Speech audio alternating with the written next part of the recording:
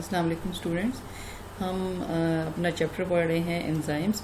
कल हमने एंजाइम्स के बारे में पढ़ा कि एंजाइम्स क्या चीज़ होते हैं, किस तरह से वो अपना फंक्शन परफॉर्म करते हैं, और उसके बाद हमने उसकी टाइप्स पढ़ी कि हमने पढ़ा कि दो टाइप्स हैं इनकी, एक्स्ट्रा सेलुलर और इंट्रा सेलुलर एंजाइम्स।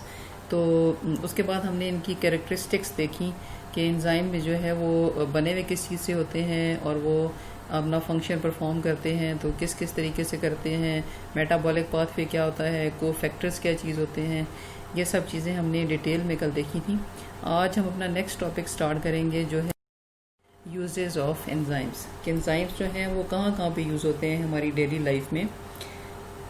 सबसे पहले हम देखेंगे कि एंजाइम्स जो हैं वो यूज़ होते हैं फूड इंडस्ट्री में। इसका जो पहला यूज़ आपकी बुक में बताया हुआ है वो फूड इंडस्ट्री में है। मुख्तलिफ़ चीज़ें जो हैं हमारी जो हम खाने पीने के लिए इस्तेमाल करते हैं, जैसे वाइट ब्रेड, बन्स वगैरह, उनके अंदर भी एंजाइम्स यूज़ होते हैं। और एंजाइम्स कर क्या रहे होते हैं कि जो भी आटा वगैरह, आटा और इसके अलावा उसमें पानी हम उसमें ऐड करते हैं, नमक डालते हैं, ऑयल डालते हैं, जो चीज़ें हम इसमें डालते हैं। उसके अलावा जब कमर्शियली ये वाइट ब्रेड बनाई जाती है तो उसमें एंजाइम्स डाले जाते हैं कि जिसकी वजह से वो जो ब्रेड है वो फूल जाती है, जिससे हम कहते हैं उसकी फर्मेंटेशन हो जाती है। जब ब्रेड जो है उसकी फर्मेंटेशन हो रही होती है तो उस प्रोसेस में जो आटे के अंदर, चूँकि बेसिकली आटे से बन रही होती है ब्रेड, तो उस आटे के अंदर जो शुगर्स होती हैं, क्योंकि आटा जो है वो शुगर से बना हुआ है, कार्बोहाइड्रेट से, तो जो कम्प्लेक्स किस्म की कार्बोहाइड्रेट्स या स्टार्च होती है उसके अंदर, इसको हम स्टार्च भी कहते हैं, स्टार्च जो है उसकी ब्रेक डाउन हो जाती है इनटू सिंपल शुगर्स। और इस तरह से ये जो ब्रेड होती है ये इजीली डाइजेस्टेबल है दैन द जो रोटी जो हम खाते हैं आम अपने घरों में, तो उसकी निस्बत ये इजीली डाइजेस्ट होती है। इसीलिए अगर किसी को हाजमे का कोई मसला हो तो डॉक्टर्स एडवाइस करते हैं कि उसको आप ब्रेड दें। नेक्स्ट जो इसका यहाँ पे यूज़ दिया गया है वो है ब्रूइंग इंडस्ट्री में। ब्रूइंग इंडस्ट्री में क्या किया जाता है कि इससे अल्कोहल वगैरह बनाई जाती है, और इसके अलावा इससे जो माल्ट वगैरह और इस तरह की चीज़ें बनती हैं उसमें किया गया जाता है कि बेसिकली ये जौ से जो है वो माल्ट बनाया जाता है, और इसके अलावा जो अल्कोहल बनती है वो ग्रेप्स से बनती है।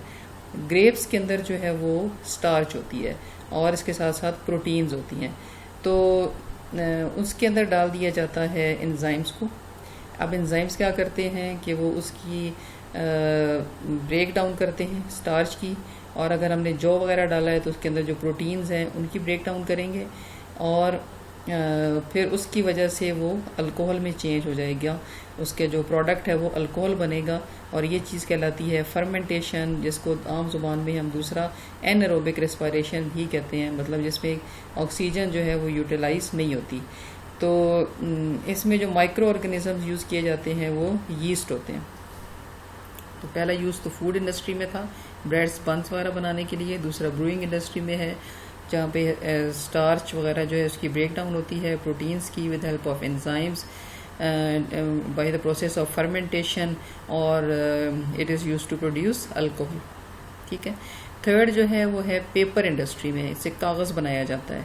वो किस तरह से कि बेसिकली जो लकड़ी है या जो मुख्तलिफ़ किस्म की जो स्पीशीज़ होती हैं ग्रासेस की, उनके अंदर जो स्टार्च है उसको जो है वो उसकी विस्कोसिटी कम की जाती है। अब विस्कोसिटी क्या चीज़ होती है? किसी भी चीज़ की थिकनेस। आप इसको ऐसे समझ सकते हैं कि जो शहद है it is more viscous than water. जो चीज़ इजीली बहती है, फ्लो कर सकती है, वो जो है उसकी विस्कोसिटी कम होती है बनिस्बत उस चीज़ के कि जो गाढ़ी होती है और जो इजीली बहती नहीं है।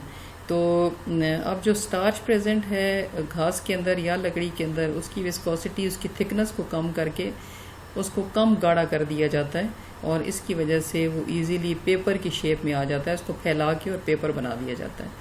तो इसका तीसरा यूज़ ये हो गया। चौथा ये है कि बायोलॉजिकल डिटर्जेंट्स, मतलब ये जो हम बर्तन धोते हैं या जो हम कपड़े धोने के लिए मुख्तलिफ डिटर्जेंट्स यूज़ करते हैं, सर्फ वगैरह या मैक्स और इस तरह की चीज़ें, उनके अंदर भी एंजाइम्स डाले गए होते हैं। क्योंकि जब हम बर्तन धोते हैं तो बर्तन के ऊपर ऑयल के धब्बे होते हैं, ऑयल होता है खानों में हमारे, इसके अलावा और बेशुमार चीज़ें खाने पीने की जो होती हैं, तो उसमें मुख्तलिफ़ चीज़ें होती हैं, प्रोटीन्स भी होते हैं, कार्बोहाइड्रेट्स भी होते हैं, और इस तरह से कई दफ़ा हमारे कपड़ों के ऊपर धब्बे लग जाते हैं, ऑयल के धब्बे या घास के जो निशानात हैं वो। तो इस तरह की जितनी भी चीज़ें हैं, ये चूँकि लिविंग थिंग्स से आ रहे हैं, ये दाग धब्बे वगैरह, तो इनको डिज़ोल्व करने के लिए भी एंजाइम्स यूज़ होती हैं। इसीलिए उन्हें हम बायोलॉजिकल डिटर्जेंट्स कहते हैं, क्योंकि वो लिविंग थिंग्स से जो दाग धब्बे वगैरह हैं, जो गंदगी है, उसको साफ़ करने के लिए इस्तेमाल हो रहे होते हैं। तो अब उनमें मुख्तलिफ़ टाइप्स होती हैं एंजाइम्स की। कुछ ऐसे एंजाइम्स हैं कि जो कार्बोहाइड्रेट्स को, क्योंकि आपने पीछे पढ़ा है कि enzymes are specific for the type of reaction and for the nature of substrate. तो अब हर चीज़ के लिए अलग तरह के एंजाइम्स होंगे। जैसे जो कार्बोहाइड्रेट्स के हैं उनके लिए एमाइलेजेस होंगे, जो प्रोटीन्स हैं उनके लिए प्रोटीएजेस होंगे। तो प्रोटीन्स का धब्बा अगर होगा तो उसके लिए प्रोटीएजेस इस्तेमाल किए जाएंगे, और अगर कार्बोहाइड्रेट्स को साफ़ करना है तो उसके लिए फिर एमाइलेजेस होंगे, और अगर ऑयल या घी वगैरह है तो उसके लिए लाइपेजेस होते हैं जो लिपिड्स को साफ़ करते हैं। तो इस तरह से जो हमारे सर्फ वगैरह हैं या जो भी हमारे डिश वॉशिंग जो सोप्स होते हैं या डिटर्जेंट्स होते हैं, उनके अंदर ये वाले सब एंजाइम्स जो हैं वो ऑलरेडी प्रेजेंट होते हैं। अब नेक्स्ट हमारा टॉपिक है कि the factors which affect the rate of enzyme action. कौन कौन सी ऐसी चीज़ें हैं जो एंजाइम की जो फंक्शनिंग है उसके ऊपर असरअंदाज होते हैं। एक तो ये कि जो टेम्परेचर है, जो सबसे पहला जो फैक्टर है वो क्या है, टेम्परेचर।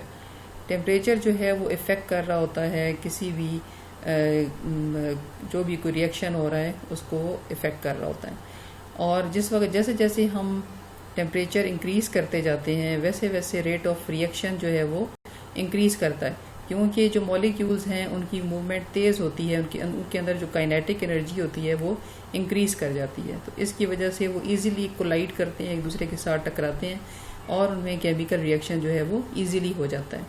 तो एंजाइम जो हैं वो भी उसी, अगर वो केमिकल रिएक्शन के अंदर प्रेजेंट हैं तो वो अपना काम करते रहते हैं उस वक़्त तक कि जब तक एक ख़ास लिमिट तक टेम्परेचर जो है वो मेंटेन रहता है, और एक ख़ास लिमिट जो है उस पे जाके, टेम्परेचर की ख़ास लिमिट पे जाके जो एंजाइम का जो रिएक्शन है, वो रिएक्शन रेट जो है वो मैक्सिमम हो जाता है। और ये जो है जो स्पेसिफिक टेम्परेचर है ये हर एंजाइम के लिए डिफरेंट होगा। इसको हम उसका ऑप्टिमम टेम्परेचर कहते हैं। मिसाल के तौर पे जो पेप्सिन है उसका 37 डिग्री सेंटीग्रेड ऑप्टिमम टेम्परेचर है, यानी वो टेम्परेचर जिस पे इसका जो रेट ऑफ वर्किंग है वो मैक्सिमम होगा, सबसे ज़्यादा एफिशिएंटली वो उस टेम्परेचर के ऊपर काम करेगा। लेकिन एंजाइम्स का ये प्रॉब्लम है कि अगर आप उस ऑप्टिमम टेम्परेचर से ऊपर जो है वो टेम्परेचर को इंक्रीज़ करेंगे तो उसके बाद क्या होगा कि जो एंजाइम्स हैं वो काम करना छोड़ देंगे। उसकी वजह क्या है कि पहले तो एंजाइम्स को वो जो हीट थी, इंक्रीजिंग हीट जो थी, वो हेल्प कर रही थी रिएक्शन रेट में को इंक्रीज़ करने के लिए। किस तरह से कि इससे जो एक्टिवेशन एनर्जी है वो भी मिल रही होती है रिएक्शन को, और साथ साथ जो काइनेटिक एनर्जी है मॉलिक्यूल्स की वो भी इंक्रीज़ कर रही होती है, तो रेट ऑफ रिएक्शन इंक्रीज़ करता है। लेकिन एक ख़ास हद के बाद जाके जो एंजाइम्स हैं, क्योंकि उनकी एक ख़ास ग्लोबुलर स्ट्रक्चर होती है, जो पीछे आपने कैरेक्टरिस्टिक्स ऑफ एंजाइम पढ़े थे उसमें मैंने आपको बताया कि एंजाइम जो हैं वो ग्लोबुलर स्ट्रक्चर होती है उनकी, यानी जो इसकी चेन्स होती हैं वो एक दूसरे के ऊपर कॉइल हुई हुई होती हैं, और इस चीज़ को हम कहते हैं उसकी ग्लोबुलर स्ट्रक्चर। तो अगर ये ग्लोबुलर स्ट्रक्चर ख़त्म हो जाए तो एंजाइम्स अपना काम नहीं कर सकते, और ये चीज़ कहलाती है denaturation of enzyme. Denaturation of enzyme क्यों होती है? जिस वक्त हम टेम्परेचर को एक ख़ास लिमिट से बढ़ा देते हैं, तो अगर उससे नीचे नीचे टेम्परेचर रहेगा, ऑप्टिमम टेम्परेचर तक जाएगा या उससे नीचे होगा, तब तो रेट ऑफ एंजाइम जो होगा वो मैक्सिमम होगा एंजाइम एक्शन। लेकिन अगर आप उससे ऊपर ले जाएंगे तो एंजाइम जो है वो डीनेचर हो जाएंगे और इस तरह से वो काम करना छोड़ देंगे। तो उसके बाद क्या होगा कि एंजाइम रेट जो होगा वो नीचे आ जाएगा। इसको यहाँ पे एक ग्राफ की मदद से भी शो किया गया है कि पहले जो है हमने जब टेम्परेचर को इंक्रीज़ किया किसी भी रिएक्शन में, तो ये देखें एंजाइम जो है वो क्या कर रहे हैं, काइनेटिक एनर्जी गेन कर रहे हैं, और जो मॉलिक्यूल्स प्रेजेंट हैं सबस्ट्रेट के वो भी, उन्हें भी एनर्जी मिल रही है, और उनकी कोलिजन का जो रेट है वो इंक्रीज़ कर रहा है, रेट ऑफ रिएक्शन इंक्रीज़ कर रहा है।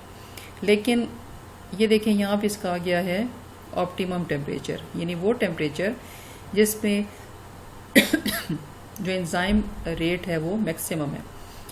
अब इसके बाद अब फर्दर अगर आप इंक्रीज़ करेंगे टेम्परेचर को, ये देखें यहाँ पे हमने टेम्परेचर शो किया हुआ है 40 और 50 डिग्री तक अगर आएगा, यानी 37 से ये ऊपर जाएगा, तो फिर क्या होगा, रेट ऑफ एंजाइम एक्शन जो है वो नीचे आने लग जाएगा, क्योंकि एंजाइम जो है वो डी नेचर हो रहे हैं। तो इस तरह से एक ख़ास हद के बाद ये आगे बिल्कुल ज़ीरो पे आ जाएगा। तो अब एंजाइम जो है उन्होंने अपना काम करना छोड़ दिया। तो आपको उम्मीद है समझ आ गई होगी कि टेम्परेचर जो है वो किस तरह से इफेक्ट कर रहा होता है रेट ऑफ एंजाइम एक्शन को। दूसरा है सबस्ट्रेट कंसंट्रेशन। सबस्ट्रेट क्या चीज़ है, कोई भी कंपाउंड, कोई भी चीज़ जो आपस में रिएक्ट कर रही है, तो उसे हम किसी भी रिएक्शन में, और उससे जो है वो प्रोडक्ट बनना है, उसे हम कहते हैं सबस्ट्रेट। अगर हम किसी भी रिएक्शन में सबस्ट्रेट कंसंट्रेशन को इंक्रीज़ करेंगे तो रेट ऑफ रिएक्शन इंक्रीज़ करेगा, लेकिन उसके लिए शर्त क्या है कि जो एंजाइम है उसकी एक्टिव साइट जो है वो अवेलेबल होनी चाहिए। पिछले लेक्चर में मैंने आपको बताया था कि एंजाइम जो है वो पूरे का पूरा नहीं हिस्सा ले रहा होता किसी भी रिएक्शन में। एंजाइम का सिर्फ एक ख़ास पोर्शन जो है वो हेल्प कर रहा होता है रिएक्शन रेट को इंक्रीज़ करने के लिए, और वो जो साइट है, वो जो जगह है उसकी जहाँ से वो पार्टिसिपेट कर रहा है रिएक्शन में, वो जगह कहलाती है उसकी एक्टिव साइट।